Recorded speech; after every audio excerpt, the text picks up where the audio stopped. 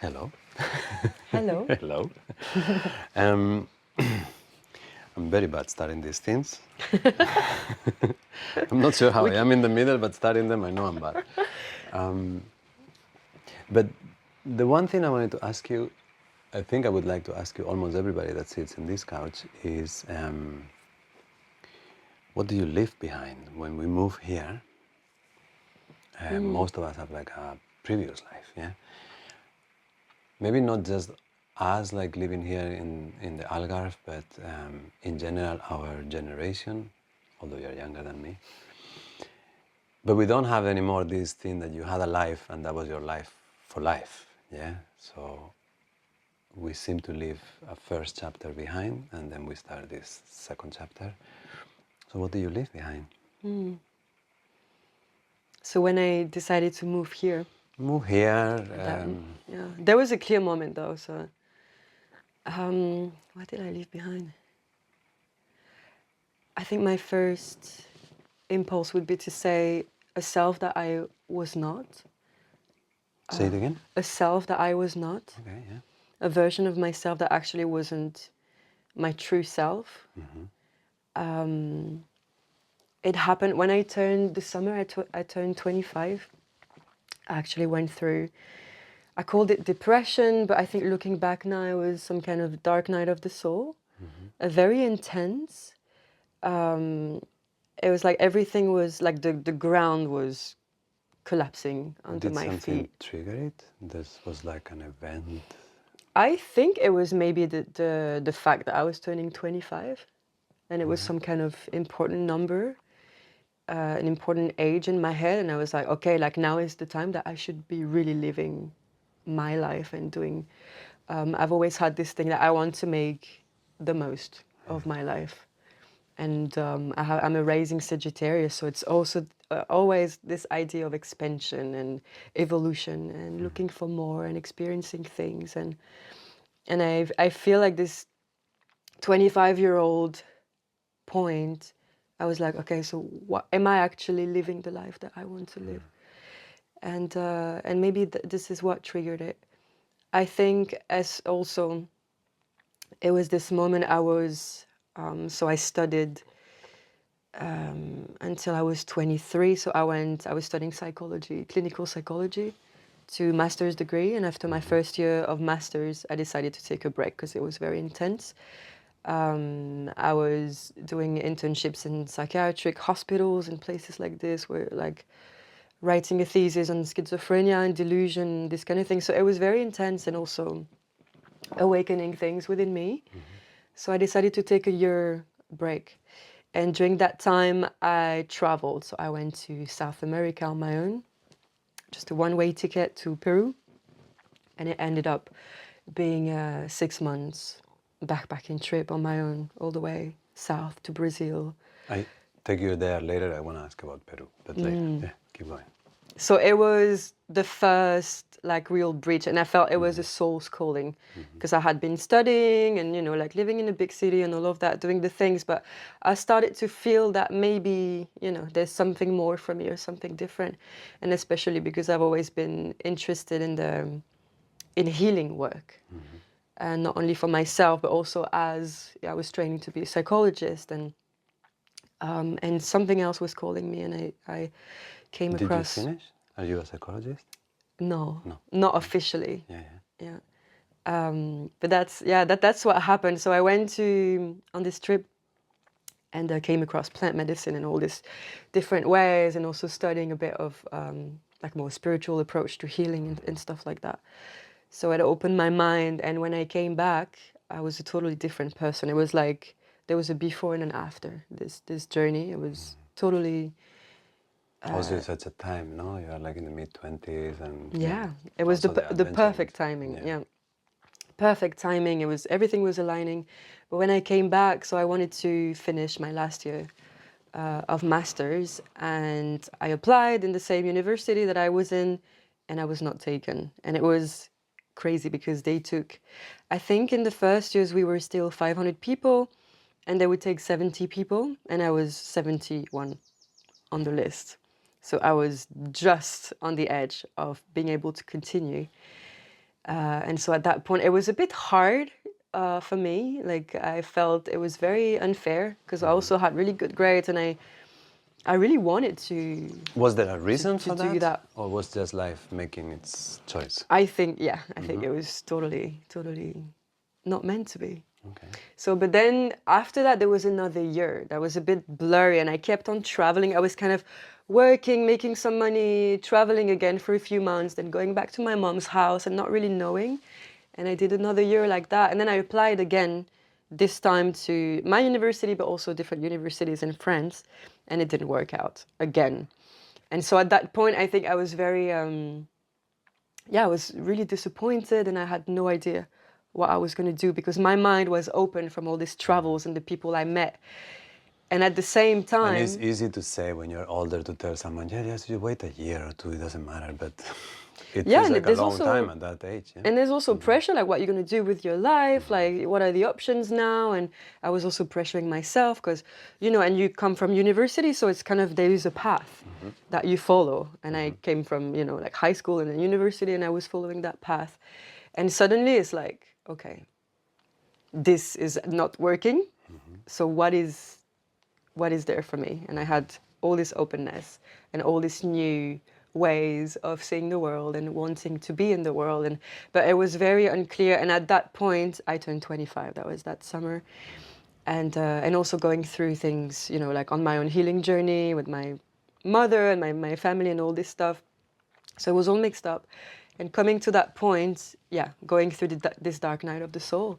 And it's like everything I was not was like shedding, but it wasn't clear what I was. So it was this transition point, and it was so scary. I remember it was so scary because it was this feeling of nothingness, of void, of not knowing, of not having an identity anymore. And at the same time, I had a lot of faith and trust. So I navigated it, and I was supported. Were you supported through this? I Your was supported by parents, your network? friends, Yeah. friends, and especially people that I met while traveling, because they could really understand. But at that point, I was back into my hometown, in my mom's house. So in that environment, no one understood me. So I felt very lonely. It was like I was back to my old life, but it was not fitting me anymore. Yeah. And so at that point, I was feeling, it was deep, deep, dark night of the soul, very intense. It didn't last very long because I knew I had to take a decision, and I was like, okay, what do I do? So I made a list. It was like I could go to London. I had a really good friend there, and I started researching. Maybe I could be a therapist. I remember I also went to a job interview in Paris, but all of these things, it was still my old way of thinking. Oh, I should be a therapist or a psychologist, looking for a career. and continue in that direction. But none of that worked. And at some point, Portugal was on the list. I had been coming here already for 2 years, 3 summers in a row. And I just loved the place. I just loved the feeling I had here, the people. I'm thinking, I'm the same. I'm a college dropout myself. Yeah. But I'm reflecting on what you're saying, and sometimes it feels like if there was not so much pressure to immediately get on with your life, like we had this feeling, it'd be so easy to tell someone, yeah, like you're in between things, take a couple of years, or like just do some work, and simultaneously you figure things out. But it's hard for the previous generation to give that advice. To many of us, it was, I could see my parents struggling. I don't even know if they wanted to be those people that would say that, but they couldn't. They felt in themselves that not having a career right away would be the end of me.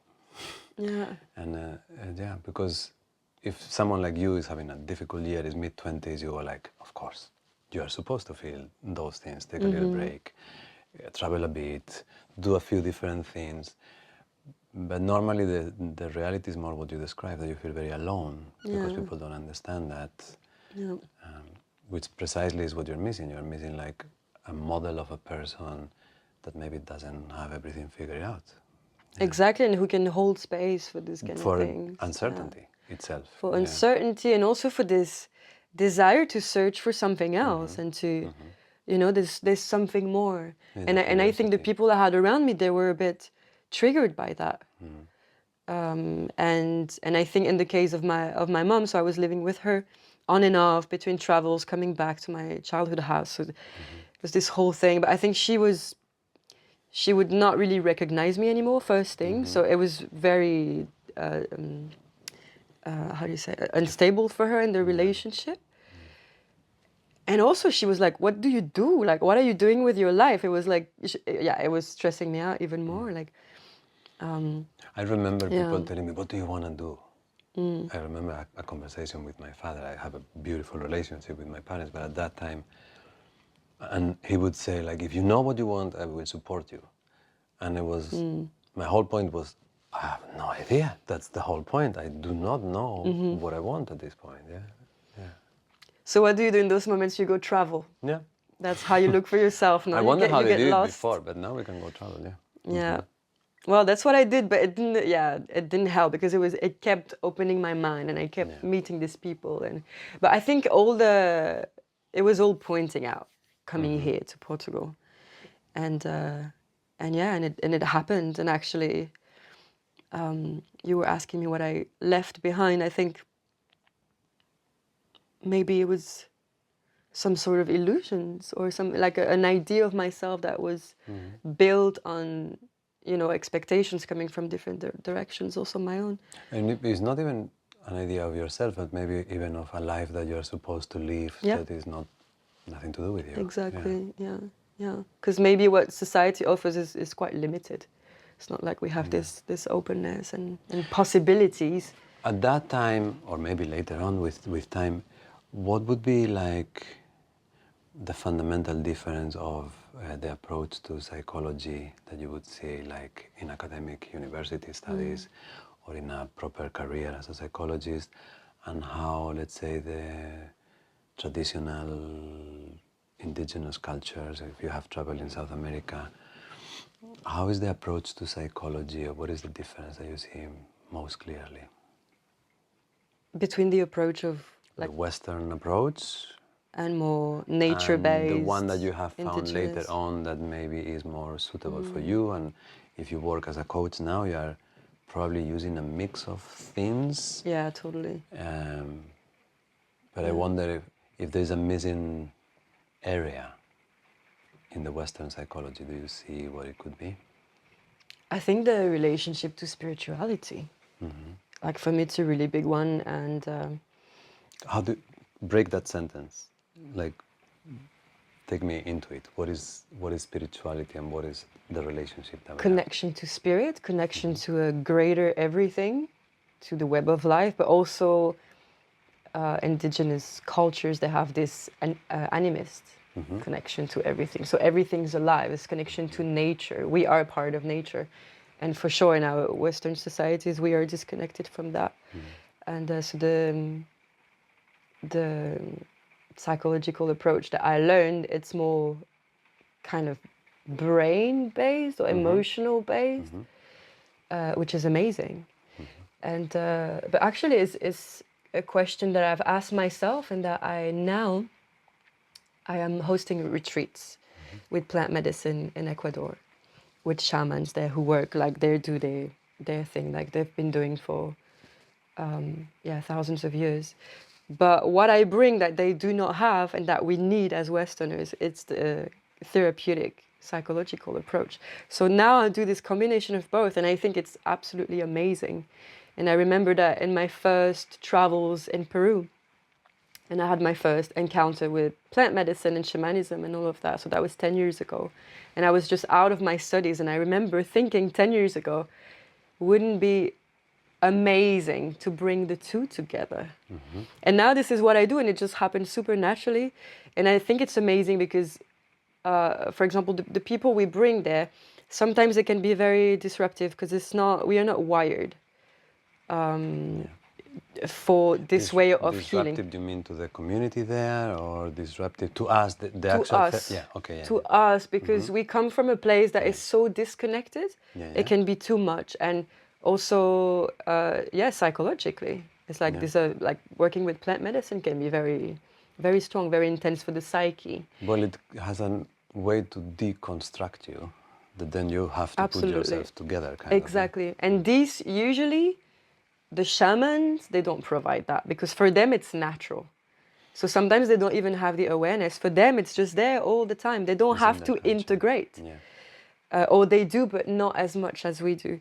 So now what I like to offer is like having a container around the container of the shamans I work with, which is absolutely amazing. And they do something I cannot do. But what I can bring is the integrative container to be able to make sense of all of that. And I think During the retreat or also posteriorly? both, before, during, and after. But even after, you would Yeah. maintain a relationship Yeah, with yeah, whoever yeah. wants. Integration calls Yeah. and stuff like that, of course. Because also in the Yeah. traditional communities, when they do these ceremonies, the people that go to the ceremony, they're from the same tribe. Yeah, if you go really like back in time, so Yeah. they would know each other, and then they would see each other in the next ceremony, and they're part of the tribe or the village.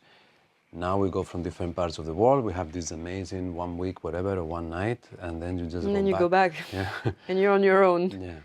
Yeah, and this is what happened to So me. you're providing the bridge. Yeah, the Beautiful. bridge, but also the container, and also knowing it doesn't have to be, healing doesn't have to be harsh. You can be held in your process. And also because working with shamanism and plant medicine, also especially ayahuasca in this case, it's really taking you back to the dark places in your psyche that you don't want to see. So you can easily re-traumatize yourself if you're not in the right context and held the right way. And so for me, it's so important. So important to provide What would you that. say is the methodology that the plant spirit works through you? What do you mean? How does she do it? What is, like, okay, you said ayahuasca wants to show you your dark, Yeah. So how, if she had a strategy, what is her strategy? I know it's different for everybody, but the spirit of the plant is trying to help you see how, what? I think she creates a bridge between your subconscious and your conscious. So suddenly everything that you've repressed, that is hidden, that is in denial because it was too painful. Yeah. This is very natural defense mechanism. It's very useful. It's a good thing that we can do that.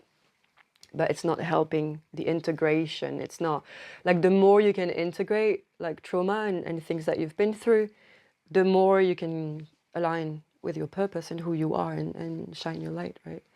Otherwise, it's just everything is kind of, trauma is like some kind of islands in your psyche that are untouched. So it's not harmonious, it's not integrated. And ayahuasca, specifically, she's going to do that. She's going to show you what you've repressed. Okay. She's going to bring it to the consciousness so it can be felt. How does she do it? Yeah, like So it symbolically, So it works through visions. visuals, yeah. In ceremony, it's usually very visual, but also through emotion. It's like this energetic charges, and it can manifest in different ways. It's very different for different people at different times in different contexts. I had an experience once, and it caught me in a time that I thought I was well, but obviously I was delicate. And then the ceremony was in a small space, and I ended up next to the fire, and there was no room to like lay down or anything. So I was so hot, and all I felt through the night was a lot of physical discomfort. It was kind of cleansing, but I didn't get this whole visual side to it. It was really, really physical, very physical. So that's another aspect to it. She purifies. Yeah, So that's how it she felt. does it through that. But first, of course, if your body is not ready to receive the visions, first she's going to purify the body. So there's like throwing up involved. Sometimes people purge through diarrhea and stuff like this. Is really like the body is cleansing. That's why it's important to do the preparation before, at least 3 weeks to 3 months to dieta, prepare the call it. body so you can already cleanse and prepare and be aligned. So when you actually sit with ayahuasca, you can meet her spirit and do the work. But you always get what you need. You always get what you need at the right time, and that's the beauty of it. How do the South American shamans deal with the Westerners? Do they enjoy our visit? Do they feel I don't know, what is the Well, backstage dialogue? I can only speak from my experience. I can't generalize, but this place where we go now in Ecuador, the main shaman there, who's also the head of the community, the Quechua community, the Quechua people, he's been into ecotourism for 25 years, so he's really into this cross-cultural thing, and he kind of understands. He's definitely a bridge. They're really happy to share, and I think they understand that we've come to this point of humanity, that it's needed. They really want to share their medicine. They see the value of their medicine, of the plant medicine, but also working with spirit. They understand that we are lacking that. Because when you go in ceremony with the shamans, they feel you, they see what you see, they understand what you're going through. So I think with so many Westerners are coming into those spaces, they have a kind of a picture of what we are going through. So what are we going through according to them? What is our disconnection? Yeah, we should ask them. I'm trying to remember from the last retreat, because they interpret the visions, and I think there was a lot around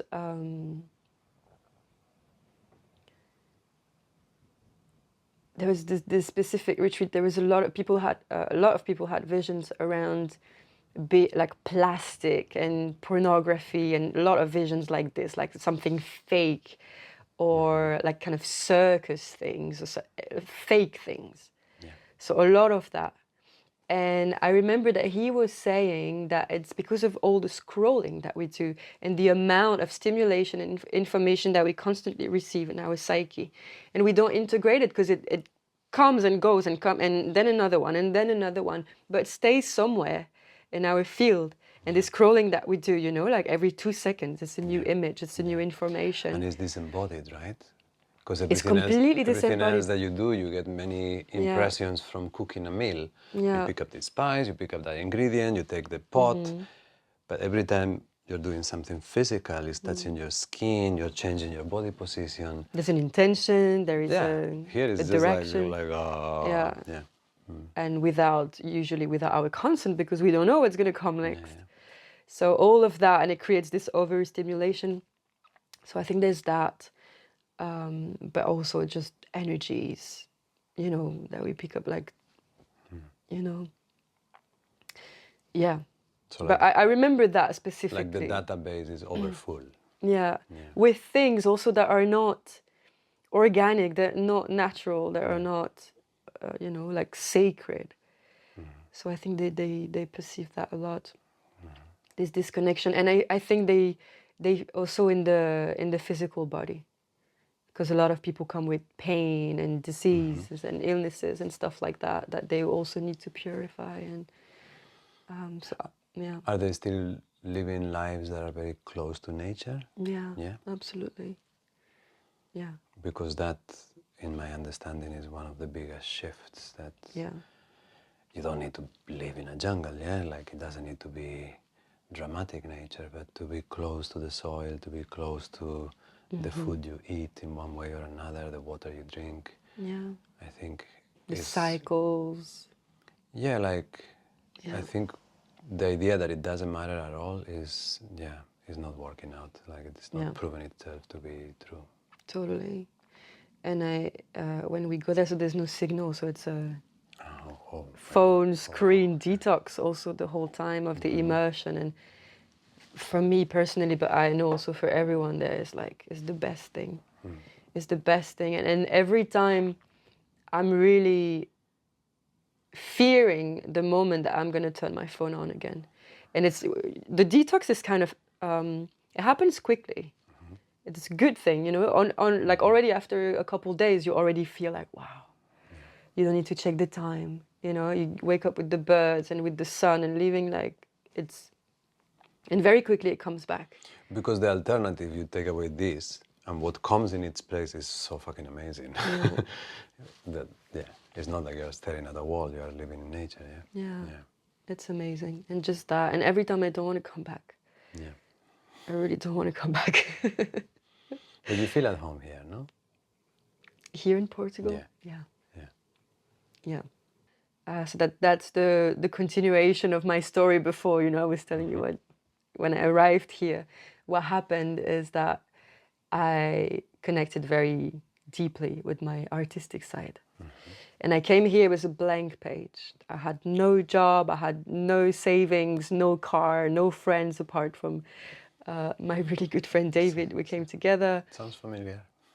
Yeah, I think many of us, especially around that time, it was really like coming here to start fresh. And so, and I feel it's an amazing place for that, because there is space here in the landscape. You see it, you know, it's wild. There is space. Everything is to be done almost and created. So I feel a lot of people come here to find themselves. And it was definitely my case. And I wrote a book about that, actually, that is called The Land of Resurrection, which is all about this process. So it starts with this depression, this dark night of the soul, and then arriving here, and I was still having panic attacks and all of that. But very quickly, the music came back into my life, and it's always been there, the voice, the singing. So I started making a living from my music here. That was the first thing. For the first 6 years I was here, yeah, full on. So that was my job. And now this last 2 years, I'm switching to something else, because the music has become a job. So I'm not creative musically anymore. I put my creativity into different things. But then it became also a bit boring. And the desire to have more of an impact in the world as well. And coming back through, because I have these two aspects of me. And that's the therapy, the art. And that's not an easy equation, yeah? Because I came to creativity a little later in life. I've always been creative, but always as a hobby. And now even doing the podcast, that is kind of like my way of being creative. It's still a hobby. Yeah. The way I do it, at least. It's so healing. It's so useful on the dark days. But I don't know if it would be if I'm thinking about making money with it. And that's like the situation that you say, yeah, like you like to sing, and then one day it becomes your job. That transition, with art and creativity in particular, I assume is different from person to person, but it's not an easy one. Because that which is, you will not know this, but While She Sleeps is a metal band. It's called While She Sleeps. I think I've heard about it. Yeah, it's a British one. And I just read that they are stopping touring because they're too successful. Like the record label forces them to release an album and do a tour, and they release an album and do a tour. It's pressuring the creativity. They just don't want to do it that way, and there's no alternative. So they actually put a stop to the whole thing because they're burning out and they're not enjoying. And then on the other end is the ones that don't make any money. Yeah, so it's kind of it's like such tricky. Yeah. Our world is not made for artists at all, and our world desperately needs artists. It's like art is so important. So yeah, there's something here, and that's the thing about here in Portugal. It's playing music for entertainment. If you want to make a living here with your music, it's not because people are buying your music or coming to your shows to hear your original stuff, right? At least for me and for the people I know, it's a lot about entertaining. There's a big like touristic scene here, and like playing in the venues or even private events like weddings and stuff like that. But I think it's going to become a thing for all over the place, because even with AI arriving, it will be kind of like a situation that every musician will be in. Yeah. Eventually. Yeah. So then it really becomes a job. Okay. So now you're using it more as for you, or you're still working with it? So now, I'm still in the transition, but my desire now is to start a rock and roll band. Okay. For the fun, really for the fun, and for the creativity, and for being able to be on stage and perform just for the joy of it, and the art of it. That is where I stand now with music. So yeah. And then like just make music because you like, play concerts because you like, playing with people, and then think if you want to make a record and that later on. Yeah, but with no pressure. Yeah. So not wanting or needing to make money out of it right away. Yeah. And that is a big shift. Okay. yeah. And but it's A rock beautiful. and roll band, not just A 70s rock and roll band. Okay, Yes. okay, Yeah. So yeah, it's always been a dream, and yeah. okay. So let's see. Let's see. But yeah, now the creativity goes more into like making my business sustainable and like really having an impact as a therapist and mentor and yeah, yeah. When you work with people, you work one-on-one, Also, yeah. and they call you in crisis, usually mentally or emotionally, or is something that will you work also on their body? It depends on people. I feel like people come to me when they're ready to shift. I mean, it's always like this, no, with therapists in general. But what I do is that I like to say that I open portals. So and that's something I've learned actually that I really value, that I've learned from psychology, from studying psychology, is how to hold a space, a therapeutic space, how to frame it, because that's the most important thing to heal, is to have a frame. And the therapeutic space, it's abstract, but it's there and it's so important. And what I add to that is that I bring God into it. So I bring this aspect of, I'm just here to hold the space and make it extra safe and care for you and listen to you and hold you. But I'm aware that your higher self, like I'm inviting your higher self, I'm inviting your inner child, I'm inviting God, I'm inviting all the spirits, the archetypes, anything, the energies that want to be in the space to help the process. So that's why I say I open a portal. So I think it attracts people that are ready for that. And I also call myself an intuitive mentor because it's always completely different. So what I offer is a space for transformation more than a technique or a tool or a practice in particular. So it's not even therapy that I do. It's a mix of so many different things. But I like the idea, at least the way you frame it, that you look at the circumstances Yeah. rather than what you are going to do, but like creating a cocoon or, like you said, a Creating the portal. Yeah. space and observing what wants to be in the space, what wants to be healed. Do people get scared by words like God, portal? Like, what is the feedback? Are people? I come from a generation, at least where I grew up, where we turn our back into those words. They had a lot of negative meaning, at least for me, from previous generations and what I had seen in my environment. Yeah. So it was later on that I began to warm up again to the word God. Yeah.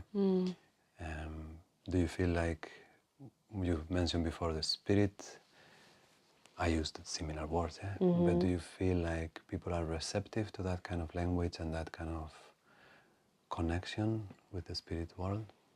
In my spaces, yes, because I think also people know me, and I don't really have a foot in the other world, Normal world, which yeah. I would love I to. love the other world. The other world, which I would love to actually, because I would love to be this bridge as well. And I think I will have to change my terminology because of that. So I'm thinking about this now, to offer services more as a consultant, you maybe for more corporate things, or yeah, What would you change? Which is the word that had to go? I don't know yet. I need to think about, but I think God, energies, all of that. Yeah, I don't know. I don't know, but then I also adapt to the people, no? But so far, the people coming to my space, they're people who are more or less aware Okay, of pitch that, me. and Now I'm they gonna be trust me. like a CEO of one of those companies that you wanna pitch, and I'm gonna ask you, when you say you open a portal Yeah. and you bring my higher self, like, how does that look in reality? How does the portal look like? What do you mean?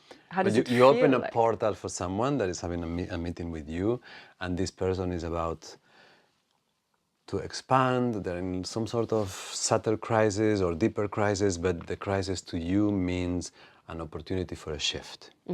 And then you are going to create this space where that can happen. Yeah. So how do you visualize this portal? How is it? So it's abstract, obviously, but what do we do? First of all, is that we bring a sense of ceremony. So I always work like this. Even if it's online, I encourage people to have a candle, to have an altar. It's more important than we think that, eh? For me, my life is a ceremony. So Yeah. for me, the sacred is I'm the same. everything. I'm the same. But it was only when I realized that my life is a ceremony, then I realized, that's why I don't do the little ones so much. But to not have any moment for that sacredness, it's an absence in your life. Yeah. Yeah, and also it makes the work that I do is supported by that.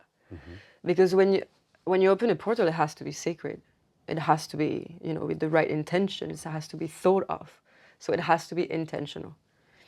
And so this is how I frame it in the So you first place. first bring the ceremonial aspect. It's a ceremony, and it doesn't have to be a big thing, because I also do coaching and very pragmatic things. Yeah. But at first, I tell them, look, we're going to open a space together. So have your candle, always the same one. Have your altar. Make sure you're not bothered for the time of the session. Make sure you have your intention. And then what I do is that I sense the energy, and I will call into the space all of them. I really state that, like, all of you is welcome into the space. Anything that wants to be felt, to be expressed, to be alchemized right now is invited into the space. And then depending on the themes or the person, I invite different energies. Is this a visual thing for you? Good question. I think it's a bit of a mix. It's more like an inner knowing. Okay, yeah. And I like to work with oracle as well, and especially I always do the deck of the goddess to see which archetype, which goddess wants to come and support the work. So that's part of the frame that I said. And then the first thing that we do also on the first session is set an intention. So, and I have coaching tools for that, which are very pragmatic. So it's really a mix of all of that. So I think everyone can kind of grasp what they understand and trust me for the rest. I think there's the aspect of trust is huge, from me to trusting the space and spirit, whatever is there, and from them to trust me, so they can receive my support. And then It sounds very mystical now talking about it. I realize. to me it's easy. Yeah. No, I'm thinking. Yeah, I'm just curious of if the perception of our relationship to the other side is changing, if we are becoming a bit more permeable to understand that there is another side and that we are constantly affected by it, to say the least. If we are finally opening up to that, or if we are still super hardcore materialist as a group, I don't know. I think internally this is an instinct that we all have. Yeah, I'm just curious from someone that is working from within, yeah. What's the question? If we are aware that our day-to-day life in the world that we can touch is a projection of another world that is even more real, or if we think that this is it, yeah. And I think when you go deep inside, whether it's in meditation, in ceremony, whether we come in moments of community ceremony, there is a clear feeling that the unseen is speaking through everything. And then we put on our working clothes and we completely neglect that notion, and then we live in the world as if the unseen didn't even exist. Until there is crisis. And then when there is crisis, there are two directions. Either you call the psychologist, and you said before, the psychologist is going to tell you everything is inside your head. Let's work with your brain so it becomes better. Or there is another possibility that says, yeah, maybe there is some percentage of that, but at the same time, the relationship that I have with the other side, with the realm where I was before I was born and the one that I'm going after I die, we're disconnected from that. And a lot of the pain that we are feeling here is because of that disconnection. And if I understand correctly, you're bringing that, yeah? You're bringing that dialogue. Yeah. So my question, I guess, is once you bring the dialogue, is the first reaction kind of like a relief? Oh, thank God that someone brings this up and I can talk about it finally? Or like previous generations, it was almost fear. Like, no, we don't even talk about it. Rejection. Even like you would call that profanity, the word God is not to be spoken. Yeah, almost like, no, you don't say it. And yeah. Yeah, because I feel like there's two things. It's like we made something of God that isn't what it is. You know, if you think in terms of religion, You make it into a thing. yeah, and into this patriarchal figure that is going to punish you, you know, and create guilt and shame and all this stuff, which is not the God that we're talking about here, which is source, which is loving, which is the source of everything. So there's the first obstacle here in people's mind is like, okay, what God are we talking about? And then, of course, the disconnection from that. So, yeah, I mean, for me, it's so important in my work for people to remember this connection. So I do the one-on-one thing, but I also offer spaces where we do shamanic journeys and stuff like this in a group, and reconnecting to the sacred calendar of the wheel of the year and all of these things, the connection with the cosmic energies and the sun, the moon, and all this stuff, seasons, cyclicality. Because for me, it's very important that people remember this connection and that we go back to practicing that. So it's very radical in my approach. It's just there. I'm not going to make sure that people are comfortable with it. Yeah. I'm just going to offer it. Yeah. Yeah. And yeah, usually this is how it happens, but I get what you mean, and it's also, I know that I will have to, if I want to do this consulting thing and really bridge between the other world and this one, maybe I need to be a little bit more strategic. But I don't know, I don't have an answer to that. Because I also feel like this is me, and I can't compromise. I don't want to dim, you know, my offering, so it fits to them. But I need to find the right terminology so people are not scared by it. Yeah. So that's what I meant. Like I love the way that you say, like, I just put it there, and if they like it, they like it, and if not, it's nothing wrong. It's just hello.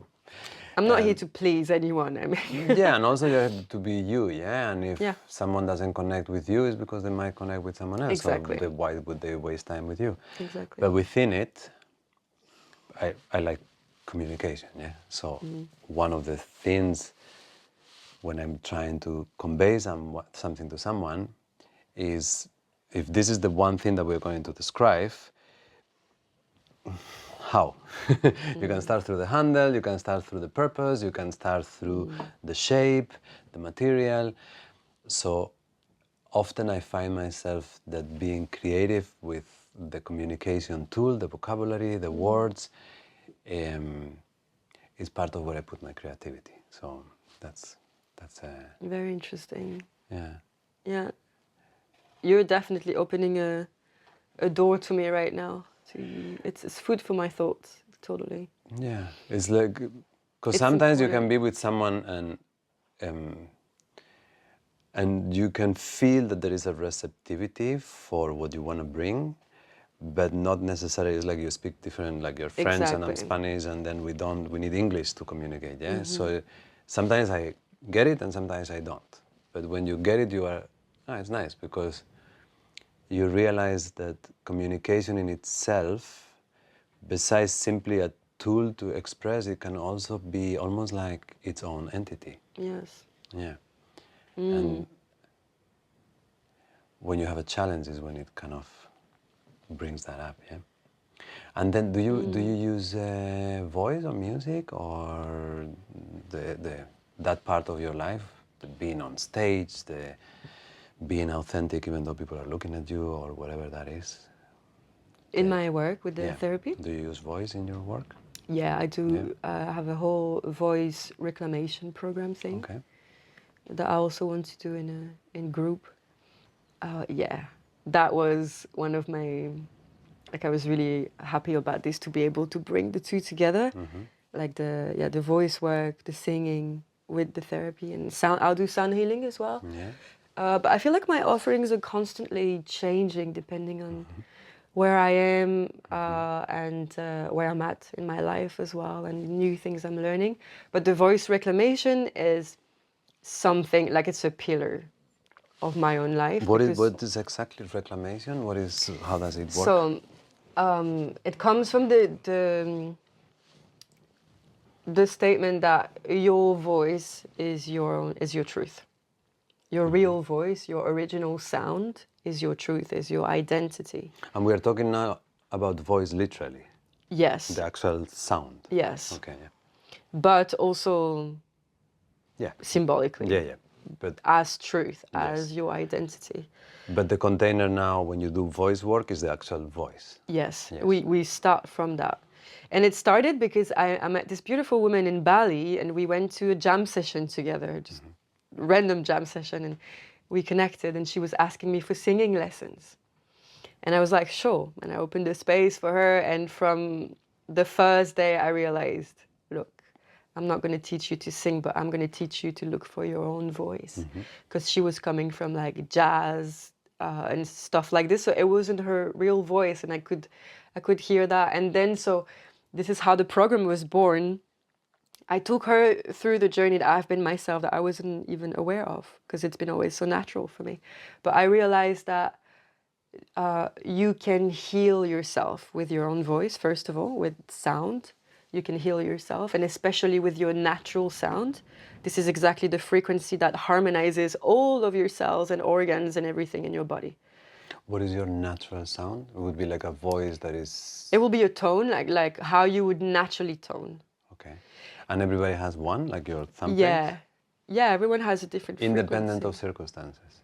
Like it would be yours, like your energetic signature. I think it's the thing that comes the most naturally. Okay. Yeah. When you tone, for example, in the group, when you ohm, when you... something like that. So this is how you can heal yourself with your voice, but also through breathing and chanting and toning. And this is a practice that I do. You clear your channel between your sacral, where, you know, it's like your creative, like your original, where your sound is born. Basically, when you sing, it comes from that. This is where I took her, from here to here, through the heart. So then we went through this whole practice of clearing the channel through toning, breathing, and like through toning you can actually release trauma. And in her case it was from the womb space, but for men it's like the energetic womb, the sacral chakra, and then from the heart and all of this. So that's another way you can use your voice to heal yourself. And of course the voice is expression. So once your channel is clear, you can express the truth of your heart directly through your throat. And then is the creative aspect of the voice. We know, you know, in the what is it in the Bible, like the word, the verb, the word created the world. So sound is energy, is frequency, is like the audible aspect of frequency, and it has the power to shape matter. So when we speak, like words are spells, and when we speak and when we sing, it's so powerful what we can do with our voice. So our voice. So once you find your true voice, your true original voice, you can manifest anything you want in your life. You can be in perfect alignment and truth. This is what I mean by voice reclamation. Is that, but to be able to do that, you need to go inside, deep, deep, deep, and heal. Open your channel, clear your channel, and first use your. And first, it's really, it doesn't sound good. It's not about sounding good.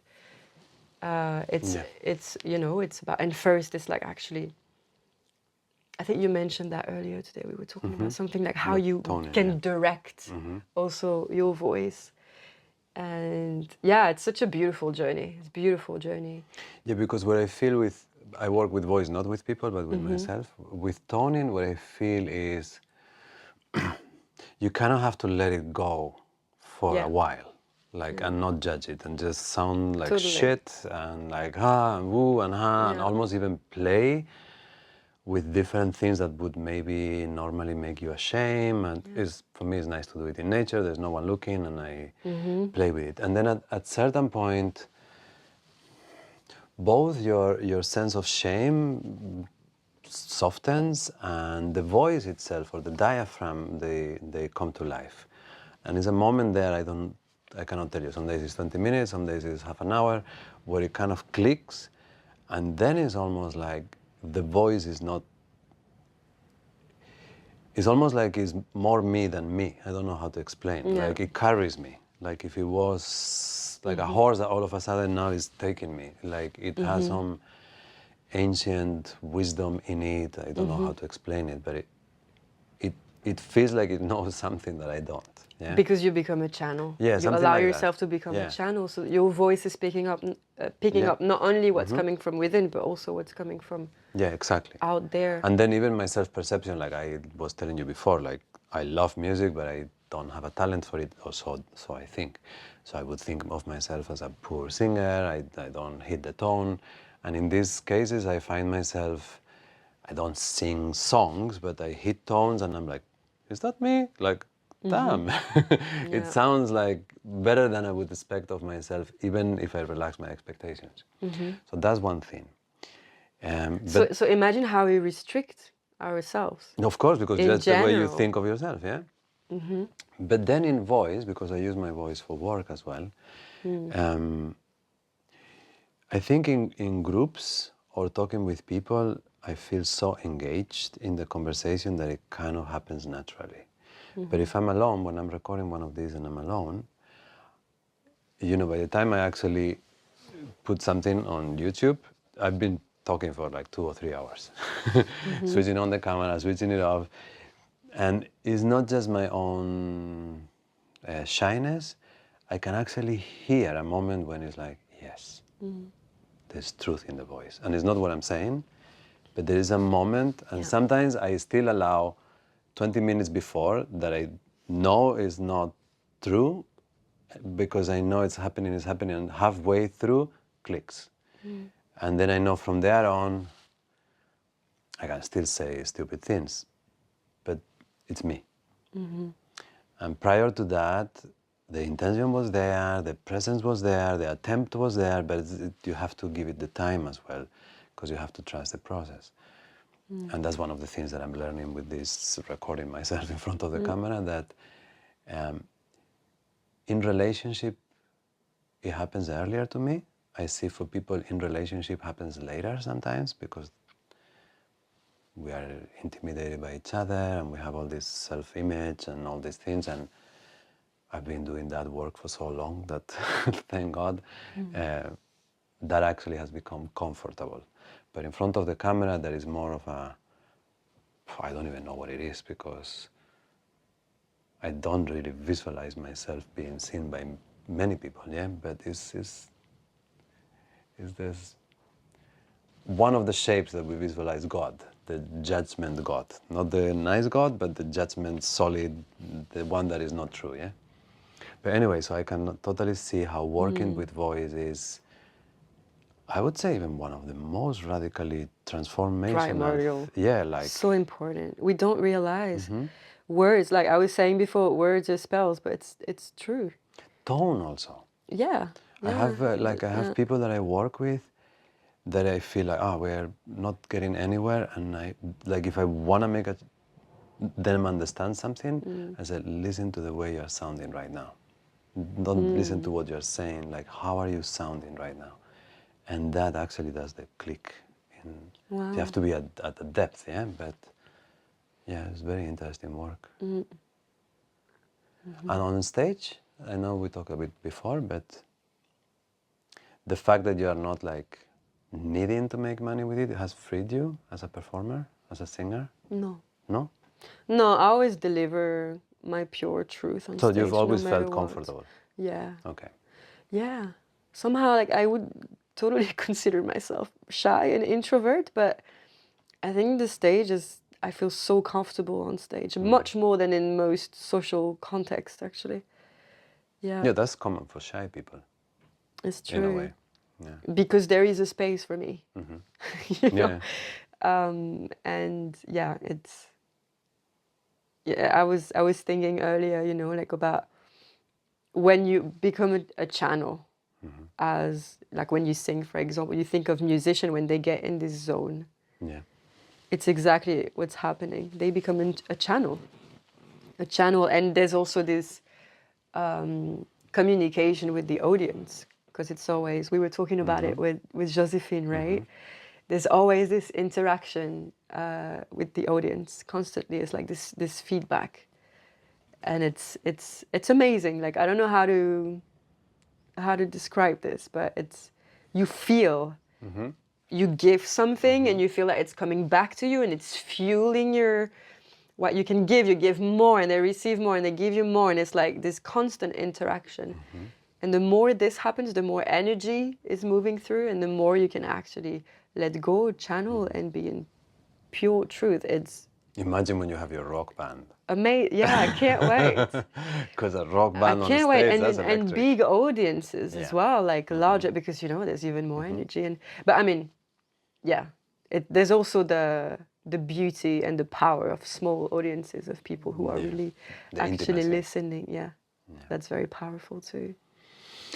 But yeah, yeah, it's fascinating.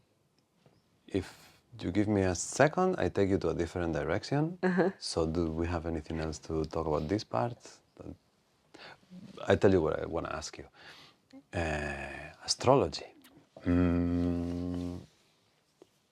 You seem to know a thing or two about astrology. I'm no expert, but I'm No, curious. you're curious.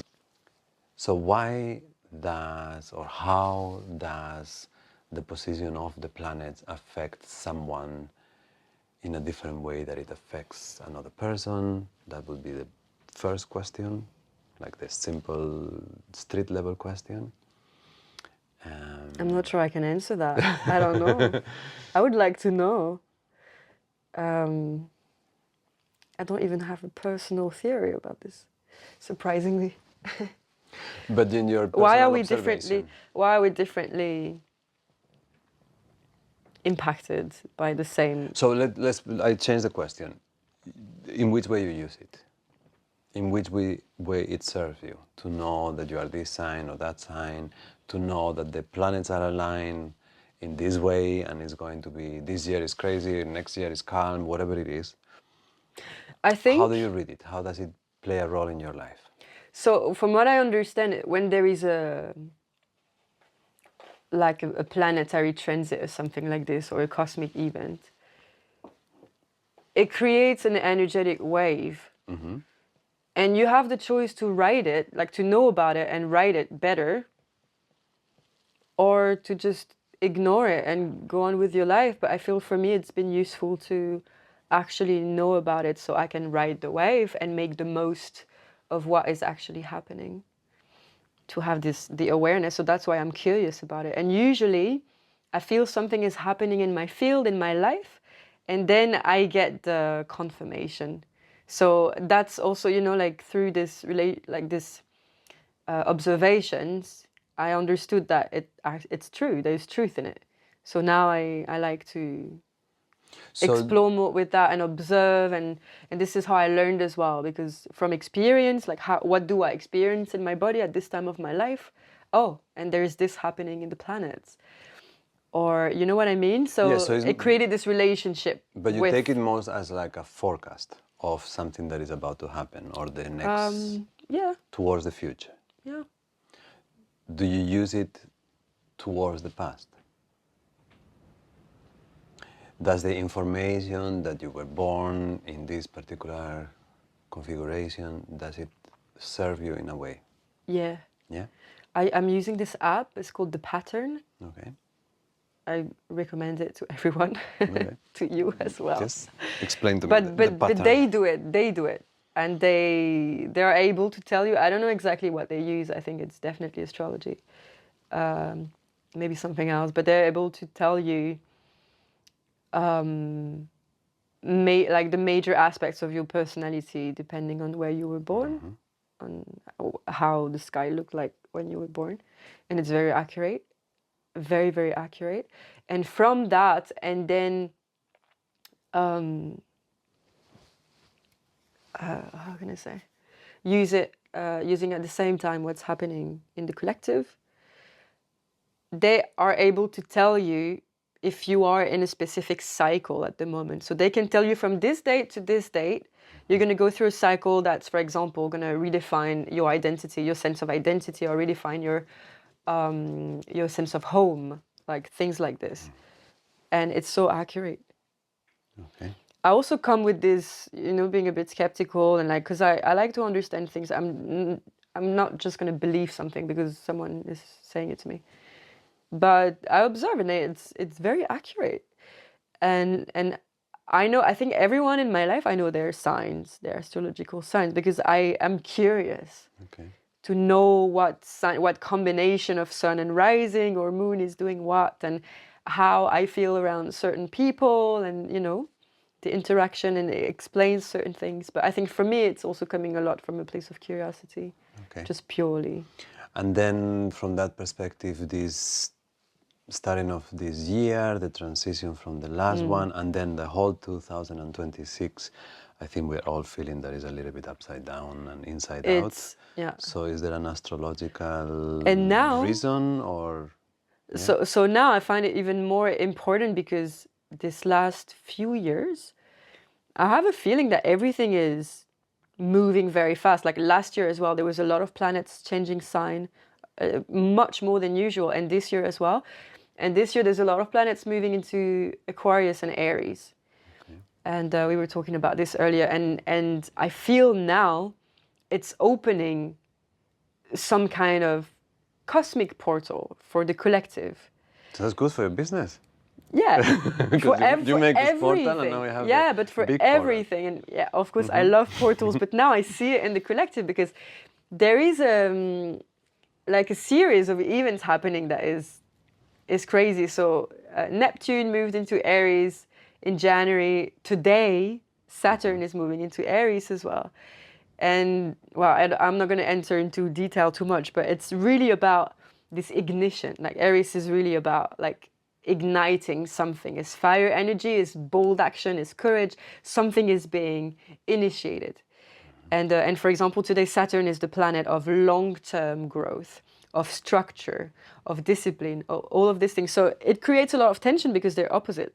It's opposite energies. One is like super impulsive, Aries, and one is like, no, let's create strategy. So imagine it's like really making your long-term visions and goals sustainable in a way. It's igniting this thing. So this is what's happening today. Okay. And then, and also Neptune moving into Aries. Neptune is all about like dreams and generational shift and stuff like that. So it's also now moving into Aries. It's also like something's happening. There's a new cycle beginning. So what do you see like in the concrete world? What these kinds of constellation arrangement is going to create, or what we're going to be seeing? More connection to truth, purpose, and bringing visions into movement, into tangible things. So it's the time to make your thing that you have been thinking for 10 years, now is the time to do it. It's the time to start new things, but without overthinking, just trusting, just starting, just finding the direction that you want to. You don't have to have anything figured out completely, but just knowing where you want to go. Like it's the time to really move forward with these energies. And then on the 17th is the beginning of eclipse season, which is totally a catalyst with the new moon eclipse in Aquarius. So it's all about personal authority, liberation, sovereignty, like being your own. Aquarius is really being your own truth, being your own individual truth.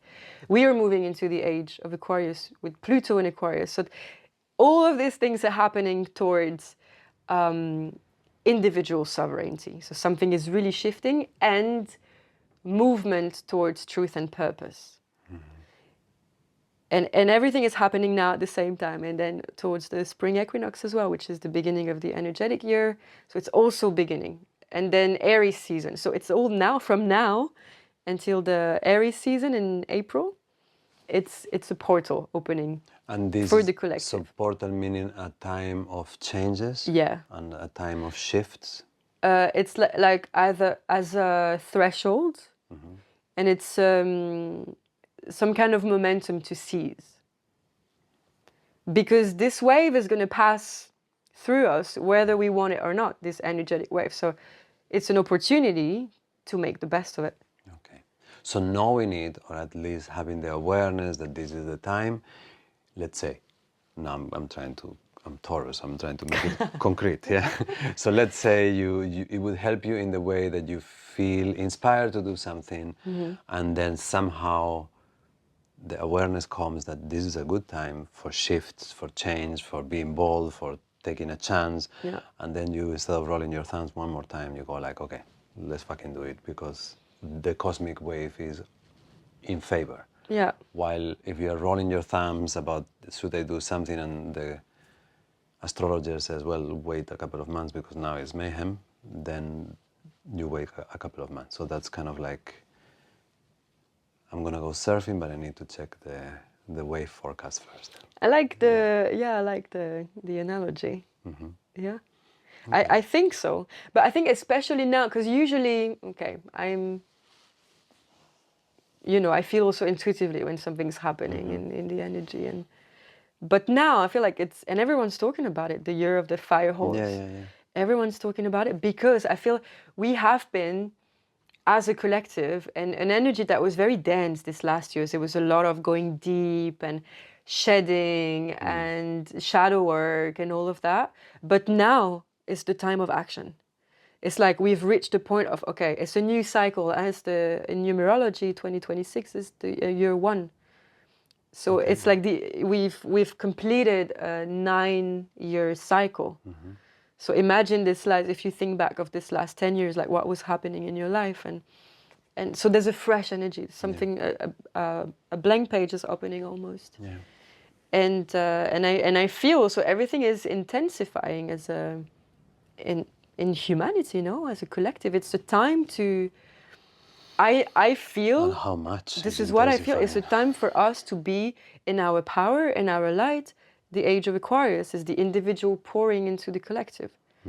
So I really see it like that, and that's the core of my work, actually, to bring people into their power, to bring people into their light, so they can offer that to the collective, be in their own unique frequency, with their own unique gifts. I feel this is what humanity is about right now. Yeah, and it's very true, because even if you have a very collectivist orientation, if you're not in your authentic you-ness, you can't give, because you're giving a copy of... Exactly. It's not even a copy, like an alter ego, yeah? So I think finding that voice that we were talking before is actually, is not selfish. I mean, maybe it starts as a selfish endeavor, but it's actually really collectivist, because what are you going to give to the whole unless you give something unique, in a way?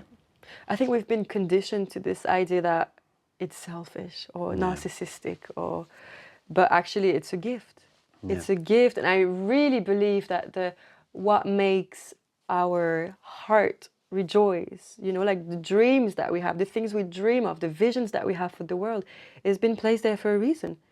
And we all have similar ones, but different ones. We all have different skills. We all have different abilities, different gifts, different passions and all of that. And it's for a reason. We're not meant to be all the same. We're made to be part of a big tapestry of unique frequencies. And this is, it's like different rays of the same sun.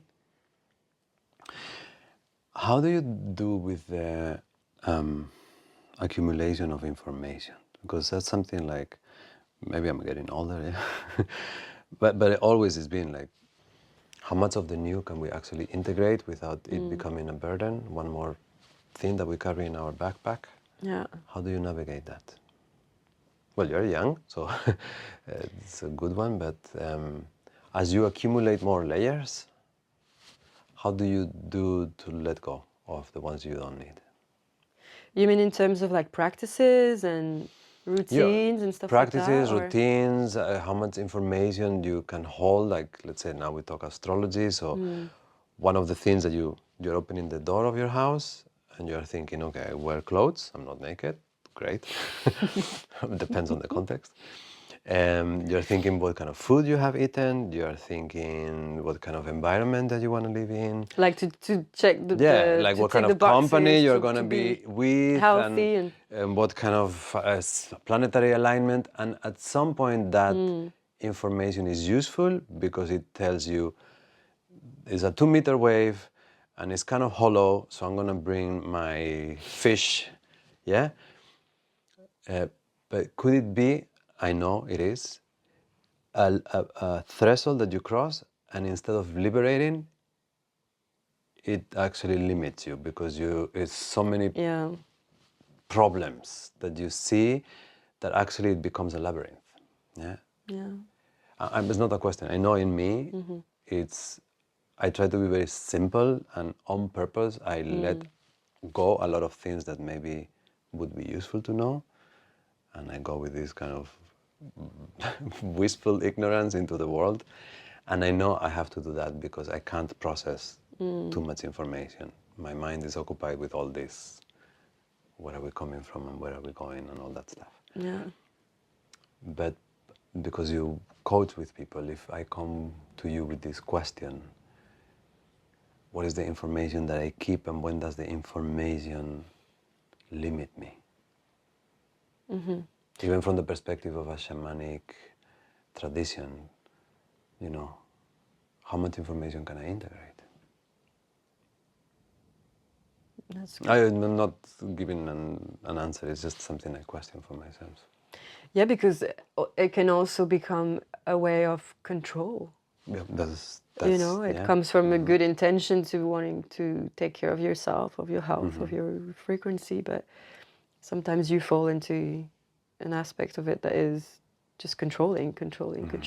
What do I take in, And I think, don't you think there's also this pendulum thing, like when you come from a place of being completely unaware of what you eat, of how you breathe, of what you do in your life, of how you spend your time and energy. And suddenly you discover all these things because now everything is accessible and people are teaching about it and it's amazing. There's so many different approaches, so many different practices and tools.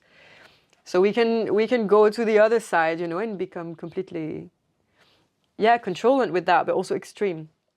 I think maybe it's also like That's very useful. natural. Yeah.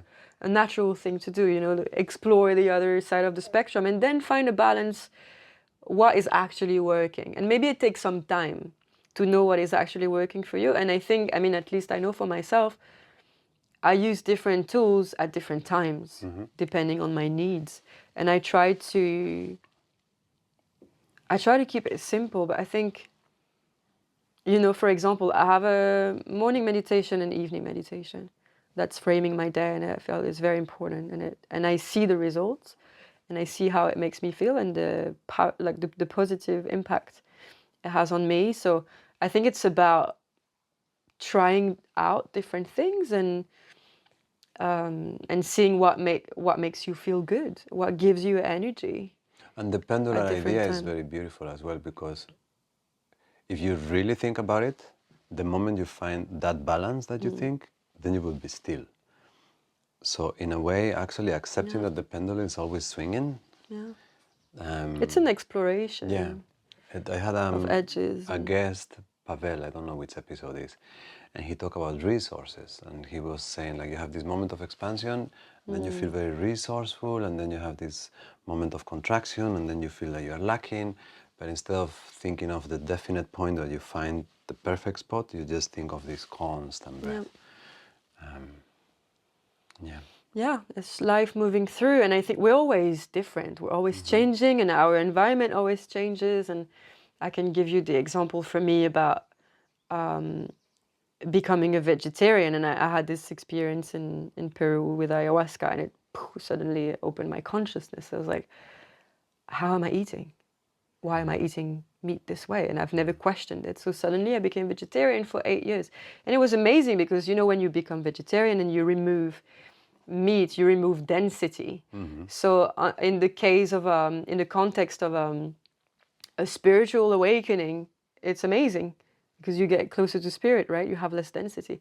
But this last years, I realized also my body was showing signs that I needed to include meat again in my diet, but also wanting to switch back to a life that is more grounded, you know, like suddenly it was okay. I've gone to the spectrum of this the spiritual thing, and now I'm coming back to the middle. Like I'm having red meat once a month, and it's grounding me and it's giving me the nutrients that I was lacking all these years. And so you know what I mean. At different times, you need different things, and Yeah, and the information, when you are very expansive, you can also hold more information. exactly, yeah, yeah. In some moments, you need to, or you know, you go down a rabbit hole and you want to know everything about it, and like, and then comes the process of integration. And I think it's important to integrate the information in the sense that you need to experience. It's not just you are told things, you hear things, and you believe them.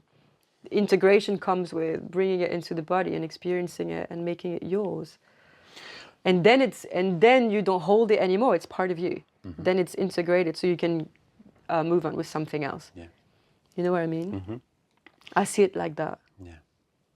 Within all this, Organically. how is the, let's say the regular, how do you call it? The other life or the other world. The other world. How is the program operating in you? Like mid-30s, are you looking for husband, family? Like how does the kind of like the normal life track that other people have, that you might have had in the past, is it still active? Are you still looking for that? Is it whatever happens, happens? How does... It's very funny actually, because I've always been, I never wanted what other people husband wanted. and baby and... I never wanted that. I wanted to travel. I wanted to make my own experiences. I wanted to be free. And this is what happened to me when I came to Portugal. And then I was, how do you say, deconstructing everything, layer after layer after layer after layer, until the point of living in a small van with almost no belongings, playing music on the street, making a living with my music, living the happiest life ever with my community, living in nature, not even having internet on my phone. Like just, you know, waking up at the beach, going back to minimalism as much as possible. And this is how I really came back How old to were my you when essence. you were having this life? 25 to 30, 31. Do you see a like that. version of you that is, let's say, 55 and would enjoy that? Totally, because you it's don't still know, part of me, yeah. you know? But now I'm switching, so it's so... Now that I came back to my essence and all of, you know, I found myself, blah, blah, blah. Now I want to have more of an impact in the world, and I feel I need roots. I don't want to have this nomadic lifestyle anymore. I want to have money, so I'm able to create big things in the world. I want to have a family. I'm starting to have the desire also to be a mother, to like create a legacy. But it's beautiful because now it's coming because you want it. Exactly, Not and because the because environment tells you that. exactly now I really want it, but it's exactly the same thing. I want to have a house with a husband, a family, project, but I know where it's coming from, and the intention of it comes from a place of pure truth. And it's a huge difference. But yeah, it's funny that now these are the things that I want. And it's interesting the place of intention, because I see Yeah. also, we were talking last time that we met, that, you know, like many of the things I'm doing now, I wouldn't necessarily do them, but I want this to be out for whatever reason. Maybe it's just my mind wanting like something that makes me happy still. But because you want something to happen, then all the things that have to happen in the middle, they're less painful or they're less imposed on you, because, you know, in It's order for fueled. that thing that I really want to happen, yeah, I gotta do this and this and that, and these are annoying steps in the way, but they don't matter that much. They You go don't, through them. Yeah, you go through them because you got to. Yeah. And don't you think also in your case there's like a higher mission that is given to you? Totally. So the energy is also coming from the source. In the You way I know? see the really important things in my life, they want to happen. Yeah. And I just exactly. happen to be there. So it's fueled by source. You're just Definitely. being a channel for that, Definitely. like a creator. And even when people would give you a compliment for something that I really felt that was beautiful. I feel like the compliment that I can honestly take is that I didn't fuck it up, because that was not me doing it. It Right. was something that needed to happen, like the one that we were together in the last weekend that we recorded that with Josephine.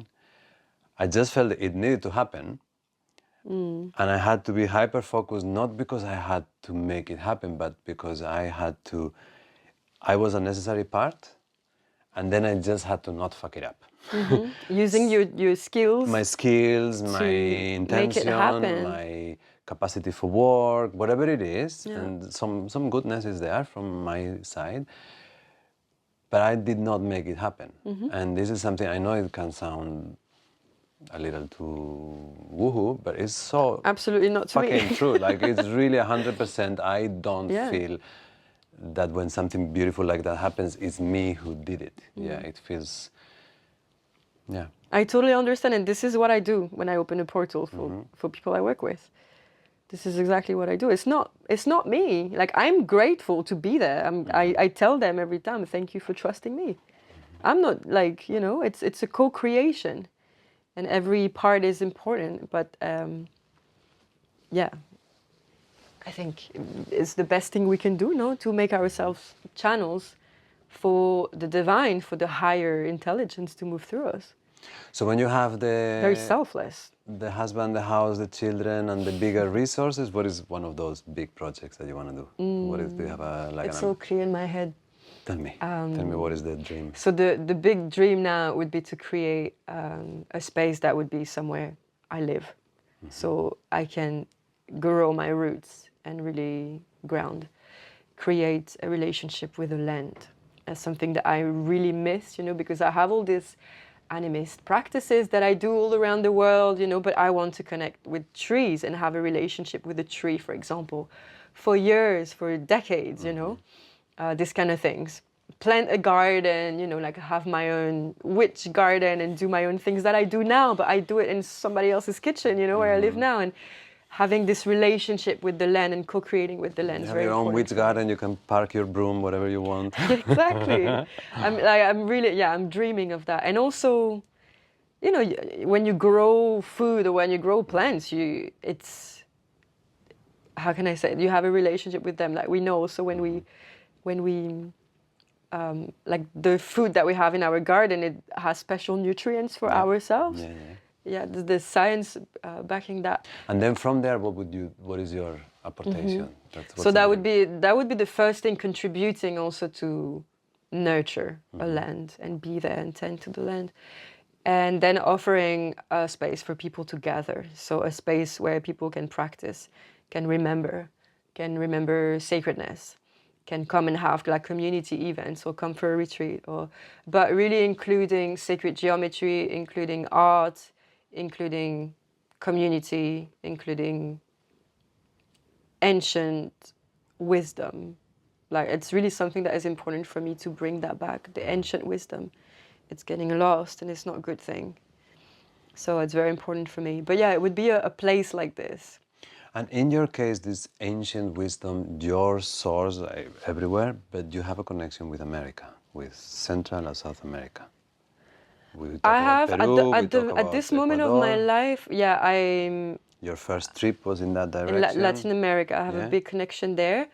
And at this point of my life, also with Celtic lands and Celtic traditions, which I feel my roots are. And so at this point of my life, I work with both, like curanderismo from Latin America and learning about Celtic traditions and plant medicine from our lands here. So Celtic would be our European kind of... More like druidic witch stuff. And I think for me it was easier at first to go to Latin America. I mean, I didn't go there for that, but it found me there.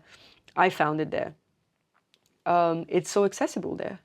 They have kept this connection to the land, to spirit, to plant medicine, to all of that, which we haven't in Europe, but it's coming back, and there's such a richness of it here. The non-indigenous population in Latin America sees this well as well, the shamanic traditions. Is it relatively permeable between the two From what I worlds? observed, not really, Okay.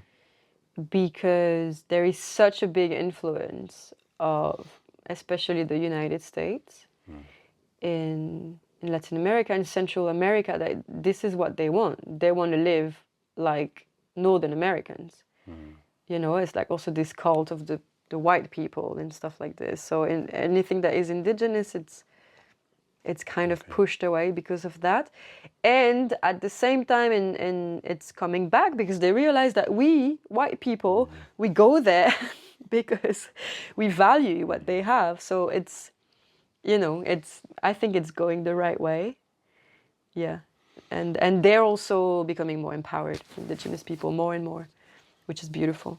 And in Europe, I wonder where it went, because my relationship to that you describe is the comics from Asterix and Obelix. Yeah. I have the whole collection. That was my education as a child. So in there was this character, the druid, and he would make the potions, but then Panoramics. panoramics. But then it kind of disappeared, no? Like we don't really. Well, so From the mainstream, it was even persecuted. Yeah, during the Inquisition, Yeah, it's like burn the millions witches. of people were Yeah. killed. And not So- only witches, but it was not witches actually. It was just People. female doctors working with yeah. plants, like you know. So where did it hide? I think Now that you are pulling from it, where are you finding it? I find it personally in the relationship to plants. I ask the plants. Ah, you more like yourself? Or you don't have a school or a teaching? Or I did learn from an organism that is called Animate Earth, which is based in the UK. They're doing an amazing job, it and I did back. a 1-year course with them on animism, based in British traditions, ancient Okay. British But traditions. in this So course, they are, where did it hide during all these years? Where, if the witches were burned, yeah, where and was it's a very oral wisdom came? tradition. So I Oral think some people kept practicing, and now people are eager to remember that. So there's more and more that's coming back for sure. So you can find information or in books, all of that. But for me, working with plant spirits, they teach me. And I can give you an example. I went to this trip. It was all about Celtic lens actually and wisdom.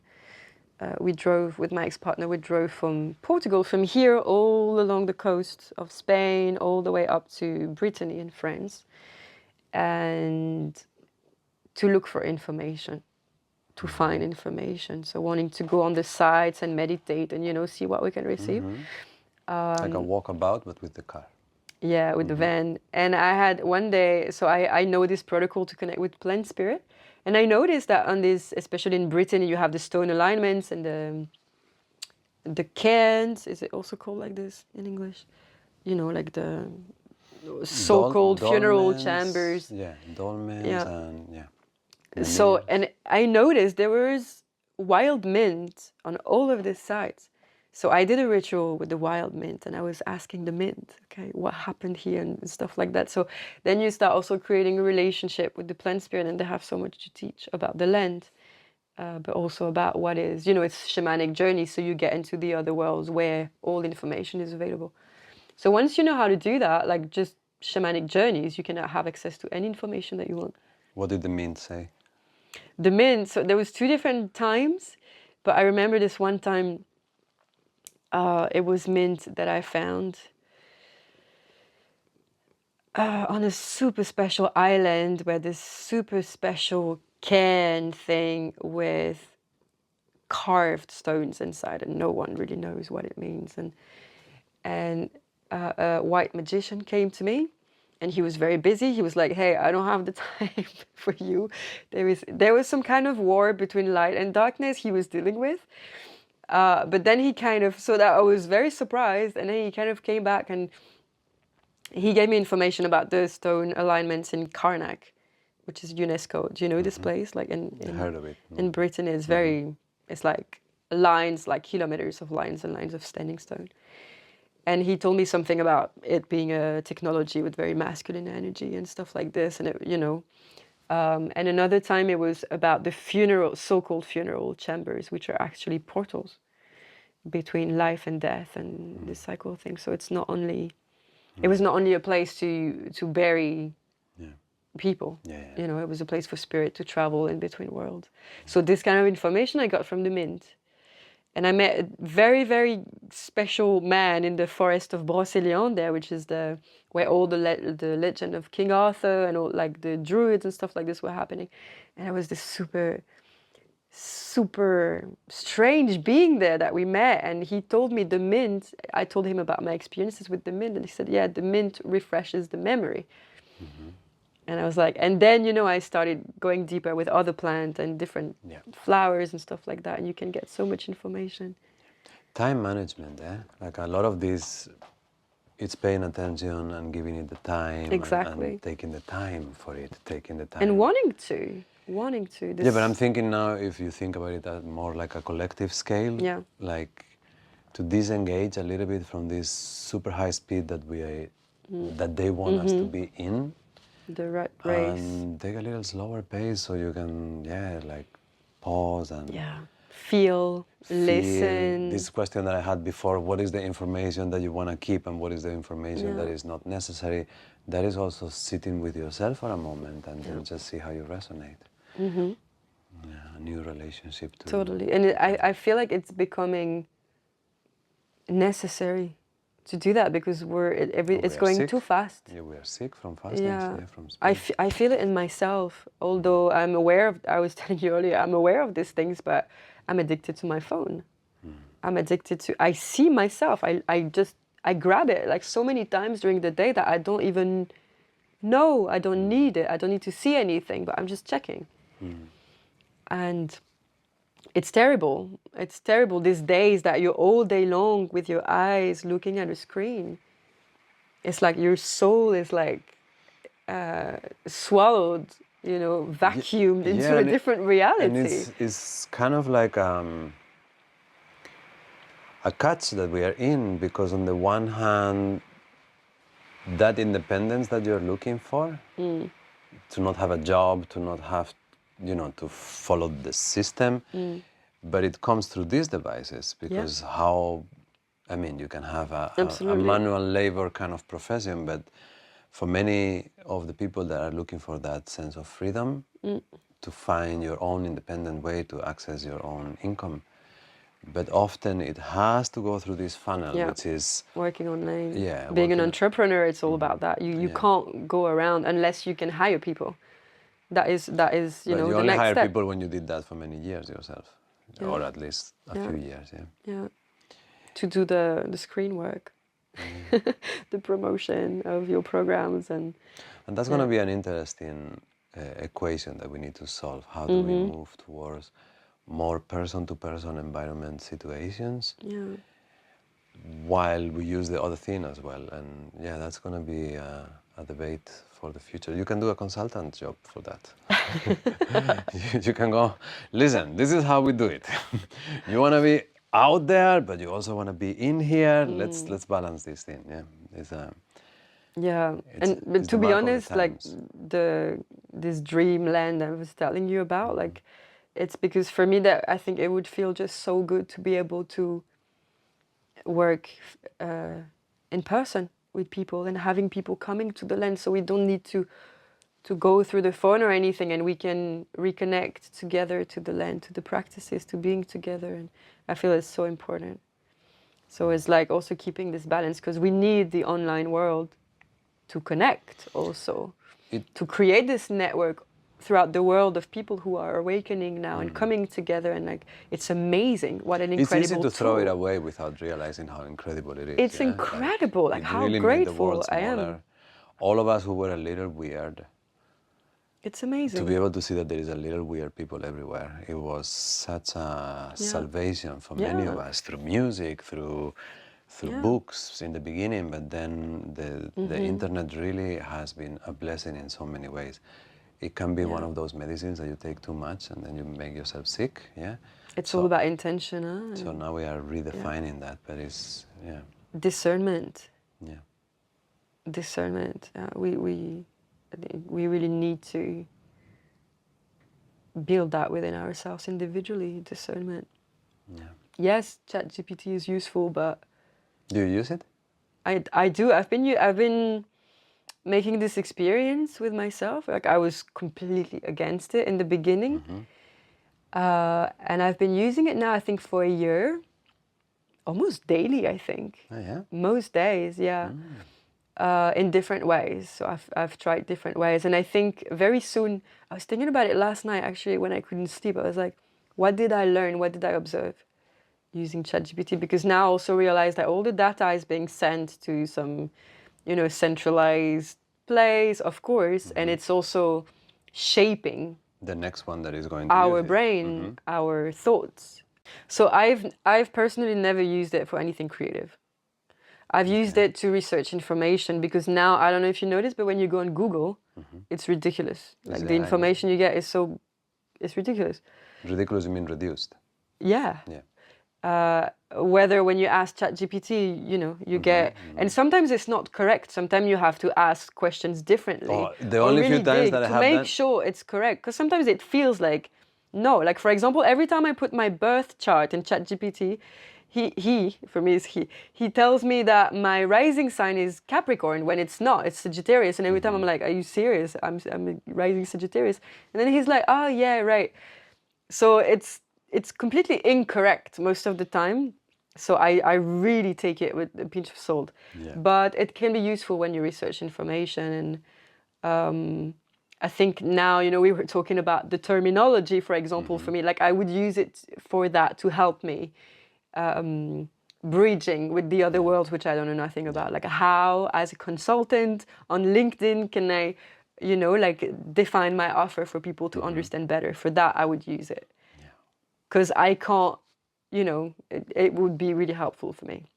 Or information, or recipes, stuff like this. For me, is like, this is how I use it. In general, it's nice to not have a relationship to it that is downright fear. Like, oh, this is the new thing and it's horrible. And the same as to not feel right away that you're dependent. And if you're not the one at the front of knowing what the AI is doing, then you're lost. I like the give and take, but I enjoy, whenever I have used it, I enjoy to get it to say things that it's not supposed to say. Me too. It's like, no, don't tell me this, bitch. You're just giving me the bullshit that I know you want me to know. But so I kind of like, I do the same. like, if I was researching this for a movie, like I try to trick. If I was a conspiracy theorist. Yes.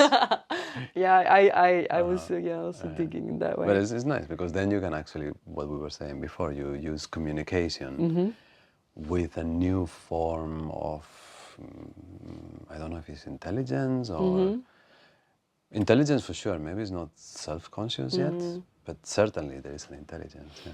And it's like you make it your ally, but you're still in your full sovereignty. It's not you place it over you like a god that you don't control. For as long as we can do that. Yeah.